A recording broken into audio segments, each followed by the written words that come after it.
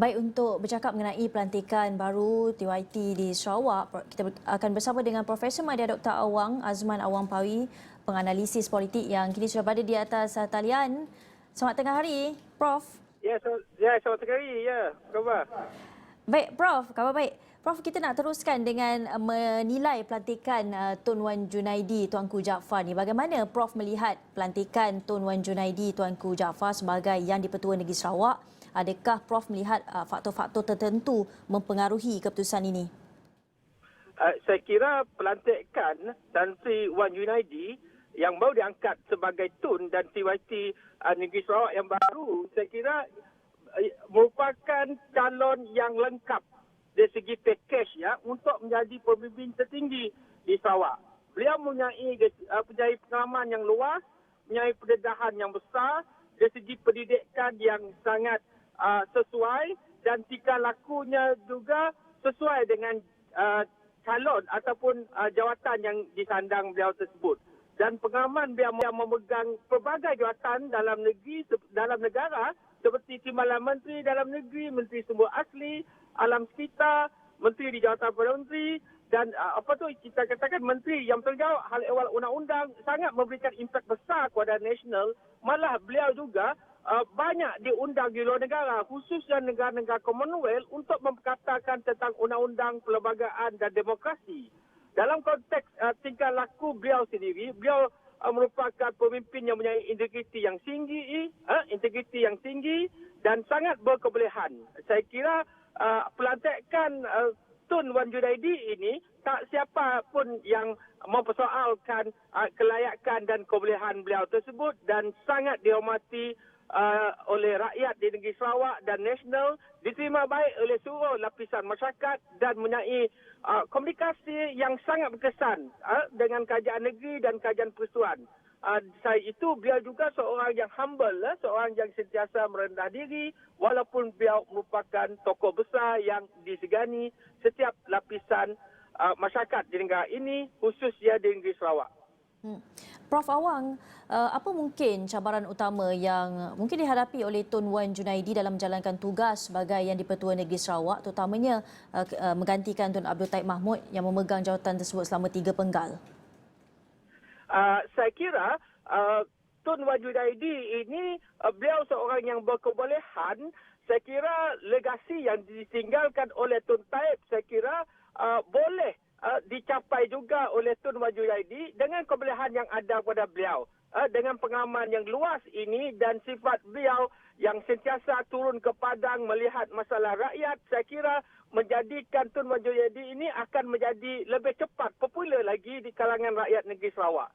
Jadi dari segi hubungan etnik pula, saya kira Wan Junaidi amat memahami situasi etnik di Sarawak dan beliau amat menghormati dan disegani dalam konteks hubungan etnik. Jadi saya kira ini akan menjadikan rakyat Sarawak lebih bersatu padu dan mempunyai hubungan yang baik. Bukan saja di Sarawak tapi juga hubungan dengan peringkat persekutuan, sebab beliau nanti akan menjadi simbol perpaduan, simbol kemakmuran dan juga simbol keharmonian negeri dan negara kita di Malaysia ini.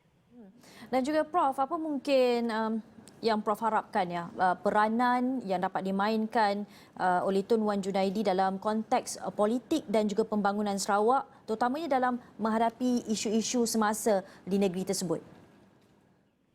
Dalam konteks politik, saya kira Tun Wan Junaidi boleh menjadi simbol perpaduan kepada negeri Sarawak sebab beliau memang banyak bercakap, berbincang mengenai isu perpaduan politik dan juga perpaduan rakyat. Dalam konteks kestabilan negeri Sarawak, saya kira beliau juga masih mampu dengan keadaan kesihatan beliau yang lebih baik. Beliau mampu memberikan nasihat yang lebih bermanfaat, lebih memberikan impak dan juga sejajar dengan perkembangan situasi semasa, era baru teknologi. Beliau mampu membimbing negeri Sarawak ke arah yang lebih baik. Sebab kita tahu sebelum Kabinet Negeri bersidang, Premier akan berjumpa dengan TYT Sarawak untuk mendapatkan panduan dan melaporkan arah tuju sama ada Kabinet dan juga Hala Tuju Negeri Sarawak dalam konteks pembangunan. Jadi hubungan yang baik ini antara TYT, Kabinet, Premier dan Persekutuan ini merupakan ramuan penting untuk memastikan Sarawak terus makmur, maju dan bergerak ke depan sesuai dengan perubahan zaman masa kini. Prof Awang, kita juga nak melihat pandangan Prof terhadap tempoh pelantikan 4 tahun bagi Yang di-Pertua Negeri Sarawak. Adakah 4 tahun ini dilihat boleh memberikan kestabilan dan mungkin menimbulkan cabaran politik? Saya kira tempoh 4 tahun ini sangat munasabah dalam konteks memberikan ruang yang secukupnya kepada TYT baru ini untuk membawa negeri Sarawak ke arah yang lebih baik, khususnya dari segi panduan dan juga sebagai simbol kepada kemakmuran negeri Sarawak. Tempoh 4 tahun ini juga akan dapat memastikan satu keserasian di antara TYT Sarawak baru ini dengan hubungan dengan pelbagai pihak di negeri Sarawak dan juga Persekutuan. Dan saya percaya tempoh 4 tahun itu begitu panjang dan ingin memberikan peluang TYT untuk memainkan peranan yang lebih proaktif, yang lebih bergerak ke depan untuk masa depan negeri Sarawak. Walaupun si TYT ini merupakan simbol kepada kerajaan negeri Sarawak yang memancarkan vision, yang memancarkan paduan dan juga kesepaduan sosial negeri Sarawak. Makanya tempoh 4 tahun ini sangat sesuai dalam konteks situasi politik semasa sebab kita tahu 4 tahun lagi akan diadakan pilihan raya umum.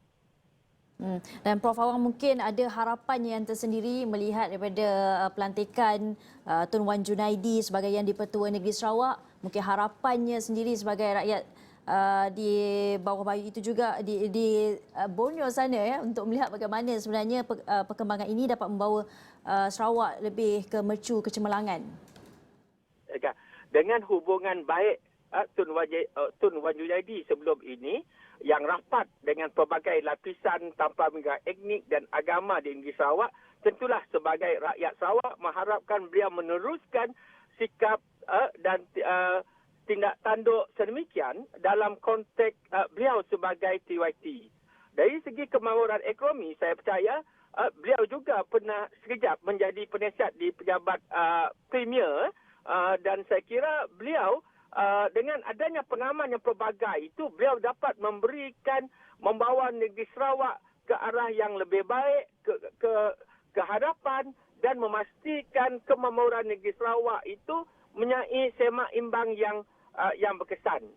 Dengan adanya pengalaman sebagai pejabat awam, pengalaman sebagai menteri, pengalaman sebagai ahli politik, saya kira ini mendekatkan beliau kepada kehendak dan keperluan rakyat negeri Sarawak. Baik, terima kasih kita ucapkan kepada Profesor Madya Dr. Awang Azman Awang-Pawi yang merupakan penganalisis politik dalam mengulas sedikit sebanyak sebenarnya pelantikan Tun Wan Junaidi Tuanku Jaafar sebagai Yang di-Pertua Negeri Sarawak ke-8.